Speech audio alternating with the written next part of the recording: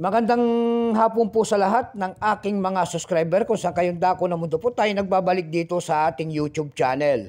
Samuel Soriano TV29 para mag-discuss ulit ng another coins at ito po ay ating hilig mangulikta ng barya. Kaya ho tayo nandito nagsiselling ng kanilang mga halaga ang aking mga koleksyon at isa ho tayong kolektor. Magandang hapon po sa lahat ng aking mga subscriber kung saan kayong panig ng mundo po. Keep safe po sa lahat and God bless.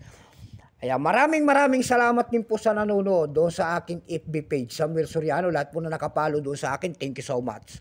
Ayan, yun naman pong mga nagsiset ng star doon sa aking FB page, thank you so much din sa inyong lahat. Kung saan kayong panig ng mundo po, keep safe po sa lahat and God bless. Maraming salamat sa inyo. Maraming salamat din po sa nanonood dito sa aking YouTube channel. Yun naman po hindi pa po nakapag-subscribe dito sa aking YouTube channel. Aanyayahan ko sana kayo at malaking bagay na po utulong ang inyong gagawin.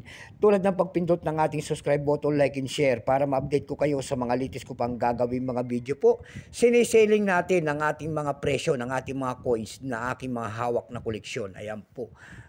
Kung magkano na talaga. May pag-usapan tayong barya. Ito po ay barya po ng world coins. Ayan, year 2012, 1 yuan ng China. Bago tayo magsimula sa ating talakayan, ayan, baka mayroon kayong mga ganito mga coins. Mura po ang mga ganito mga barya, kaya burtuhan po ang ating mga bili. Ayan, baka mabultuhan po para hindi masayang ang ating shipping fee. Ayan, mag-comment po kayo dyan kung may mga ganito mga coins. Mga sari-saring world coins, pwede yan, basta bultuhan. Bago tayo magsimula sa ating talakayan, kilalanin muna natin siya para malaman natin ang presyo. Issue po, People's Republic of China. Period, People's Republic, 1949 up to date po. Type standard circulation coins, years 1999 hanggang 2019. Value nito 1 yuan China. Currency, second remember, 1995 up to date po. Composition niya ay nickel plated steel, namamagnet po yan. May bigat lamang 6.1 grams, may habang 25 mm. May kapal po naman itong 1.85 mm. Hugis po, syempre bilog. Orientation niyan ay middle alignment. Number M-1588. Reference number KM-1212. Ito pong year 2012, ito po ay 18%. Wala pa pong may pakita ang China kung ilang piraso ang ginawa sa barya na hawak natin.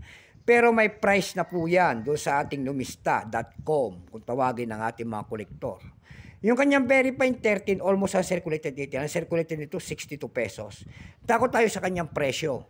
Doon sa ating eb.com, nakakita tayo nagbebenta nito ng $5.99.